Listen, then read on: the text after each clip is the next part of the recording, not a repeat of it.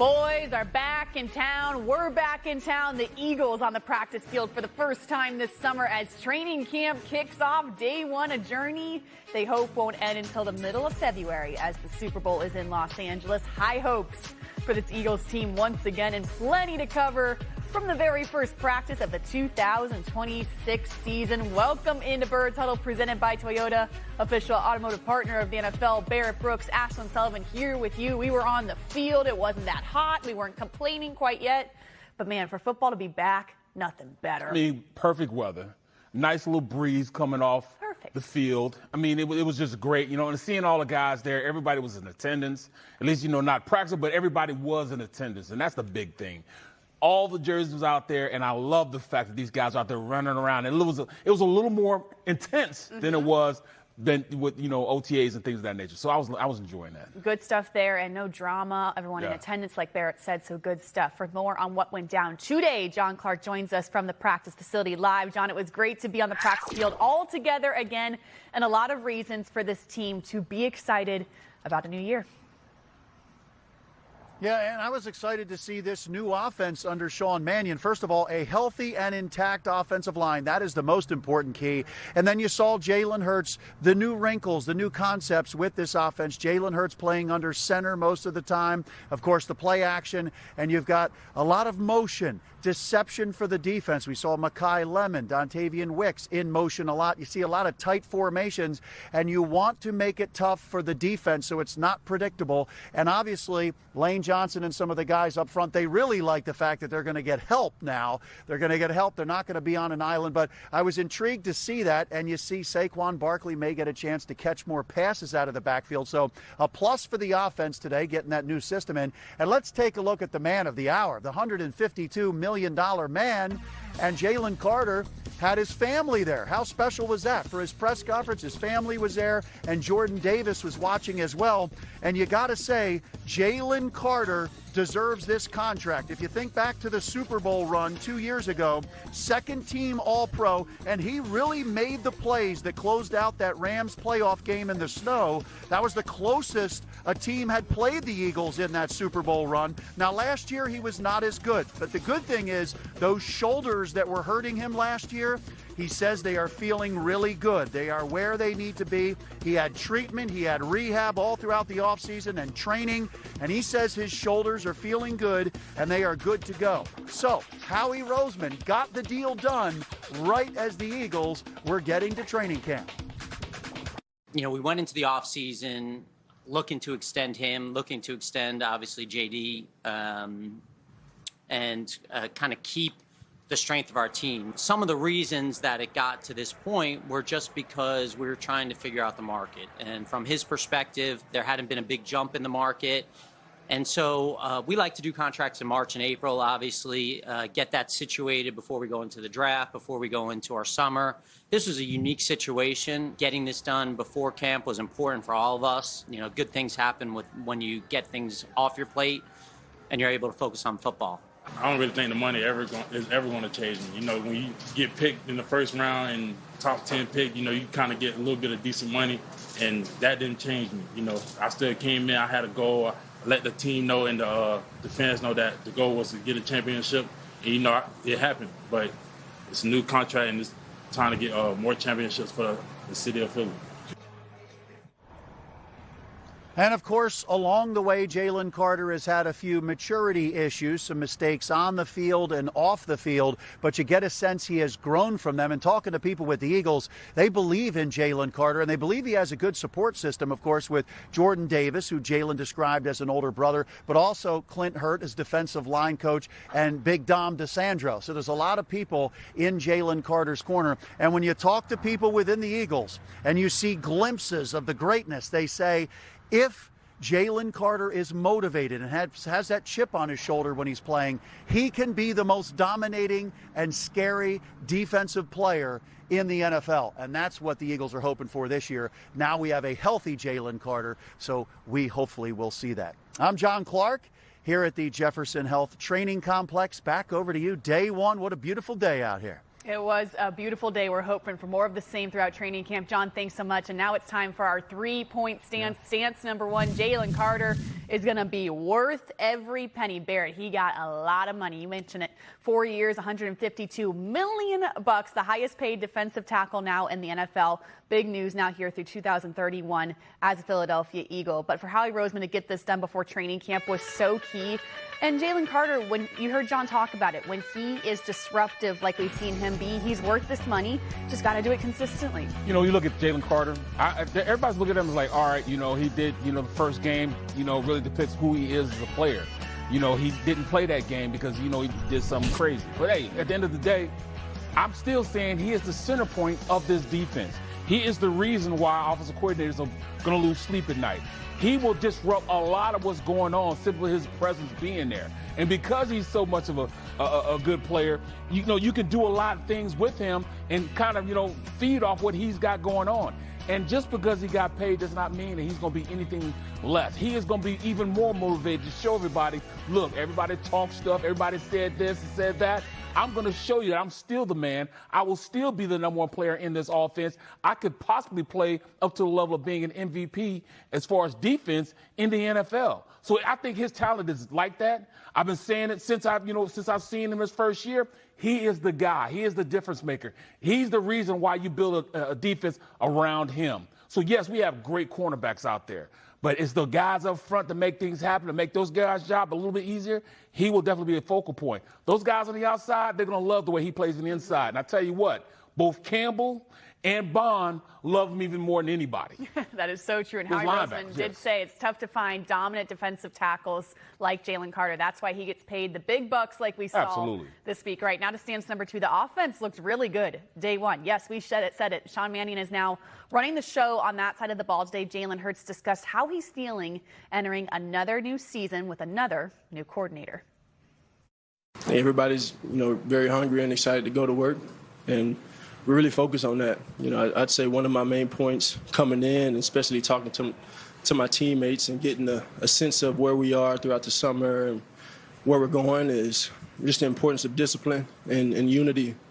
And you know, I can't emphasize enough how important it is to carry and protect the intimacy of this team and what we do, because it takes all of us. And we know that there are challenges that come throughout a year.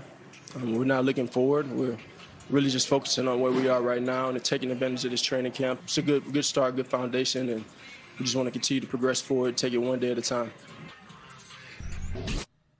Good stuff there from Jalen Hurts. And Barrett, we expect growing pains with this offense. Obviously, the quarterback learning a new scheme, but I thought it looked clunkier during OTAs. I was expecting more of the same today, and that was not the case. Yeah, there were some false starts, but overall, the offense greatly improved from what we saw during OTAs. Absolutely, and when you say that, I thought it was too. We're talking about a new offensive scheme, guys running around. These guys look pretty good. Jumping offside is not really them not knowing the offense. You know, that's just them making mistakes. But, I'm talking about how seamless the offense was. They had a lot of motions, and there weren't a lot of stopping because they didn't do the right motions. They were just going out there and executing the offense. And usually you see the defense having more of an impact when you go to camp because they're usually ahead of the game. You know, it's easier to play defense. Well, you could tell that they put in a lot of stuff, but everybody was right there running plays and doing things the way it's supposed to be. It was crisp. It looked incredible out there for the first practice. Mm-hmm. For the first practice, I'm gonna definitely say all the motions didn't have them all messed up. In fact, I saw them check into a motion. That's something I hadn't seen here ever. I haven't seen them check into a motion, but this team is ready to play. You can see Mannion have these guys wanting to learn, wanting to be great at their positions. I'm happy with what I saw with the offensive side of the ball. And how encouraging. We always hear this is going to look different, more motion. You say it and we don't see it on the field. Well, today we saw the difference. Right there, front and center. That's great news on itself. Okay, stance number 3. Jonathan Grenard's injury isn't the biggest deal in the world. He's starting training camp on the PUP list, physically unable to perform after suffering a pec strain while lifting weights in the offseason. While there's no timetable for his return, Howie Roseman did say he's not too concerned, especially with how long Grenard has been playing in the NFL. Barrett, this is a guy, yes, everyone needs training camp, but if anyone doesn't need it, it might be Jonathan Grenard. He's a veteran. He knows what his job is. You know what he needs to do to go out there and play at a high level. He got a lot of, on his plate, and he's got a big chip on his shoulder because of that. He wants to show everybody that he got paid and he is well worth being paid. I can see him going out there, but I'm going to say this, though. Because he's not there, it's giving a lot of guys an opportunity to go out there and make the team. Ebiketie, you look at guys like that. You look at Epinesi. Both guys may not have made the team if they didn't have a good look. Well, he's going to get a good look now because you don't have him. So, yes, there's some guys that are going to get a lot of reps. Hunt is going to get a lot of reps. Show me that Smith is going to get a lot of reps. This is good for the defense. I can see them going out there and, making a difference. And then, he comes back in and just, puts that doubt on the defense as far as pass rush. Right. And for Jonathan Grenard, with how long he's played and missing some time, well, that's not great mentally. Overall for his health, not the worst thing in the world, just getting healthy for this season. All right, time now for the playbook presented by Supercuts. When we come back, Dave Zangaro and Reuben Frank give their insights from day one of camp. Plus, Howie Roseman with a direct message to the fans, a little worried that the team won't be able to afford all of their defensive stars. And a new number for Jahad Campbell. Will it be a blessing or a curse? This is Birds Huddle, presented by Toyota, official automotive partner of the NFL.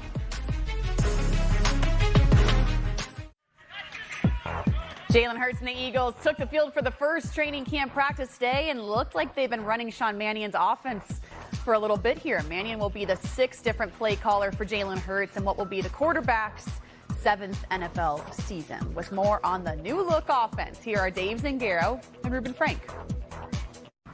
Rube, day one of training camp in the books, 1 hour, 17 minutes. I know the biggest question I've gotten going into this, what to expect from this new look Sean Mannion offense. We got a glimpse of it on day one.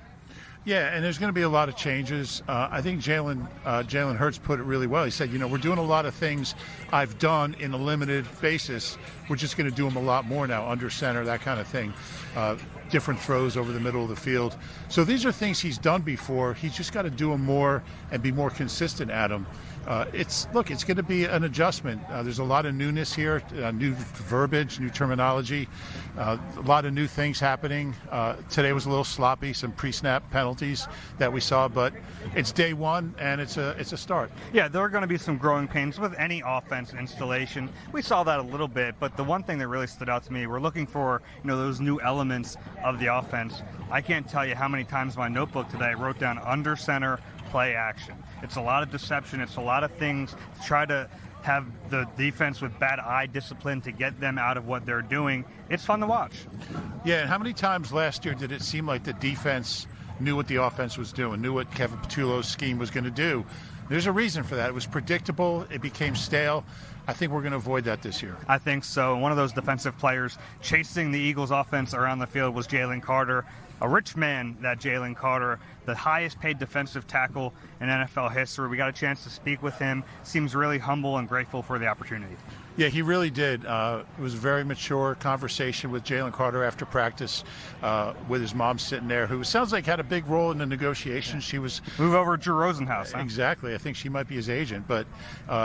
Yeah, he said, this isn't going to change me. I'm going to be who I am. I'm not going to let myself. I got paid a lot of money when I was drafted. That didn't change me. So I'm not going to change. I'm going to stay humble. I'm going to keep working. It sounds like he's worked really hard even before he got the contract this summer, which is a really good sign. Because, look, if he's healthy and motivated, he's as good as any interior lineman in the league. And it sounds like that's what he wants to be from talking to him. Yeah, what Zach Bond told him was that they're not paying you for what you've done. They're paying you for what you're going to do. We're expecting big things from Jaylen Carter going into the season. Thanks, guys. With Jaylen Carter now getting paid on top of Jordan Davis, this Eagles defense is starting to get kind of expensive. Today, Howie Roseman was asked about trying to keep all these key pieces, including Quinyon Mitchell and Cooper DeJean, who are extension eligible after this season. Take a listen to our Fresh Bites presented by Acme. And since Coach Sirianni's here, that's all we've done. We've drafted players, we've re-signed our players, and when you talk about culture, that's the first thing that comes to mind with culture. If I do well, I'm going to get rewarded. I don't have to go somewhere else to do that. And so that's really a huge part of what we're trying to build. So we're proud about that. We have some game-changing players and people that are part of this organization, and we don't intend to lose. So I would say to our fans, if you're wearing a jersey with some of those guys on, with those names on the back, we fully intend for those guys to be here on the long term. Now that is good to hear. It sure sounds like Howie will do whatever it takes to keep his true difference-making players on the field, like Cooper DeJean, like Quinyon Mitchell. There was a time before he answered that I was like, how are they going to afford all of these guys? But Howie Roseman, when he drafts a player, he wants to keep them. He wants them to get to that next deal. Perfect example here with Jalen Carter. You know what, Ashlyn, you look at it, that's the ultimate goal of what you want to do as a guy that comes and brings guys in. You want to take the guys that you draft, then turn around and make them the best players they can be, so now they deserve the contracts that they're now receiving. I mean, that's along the lines of how you do it.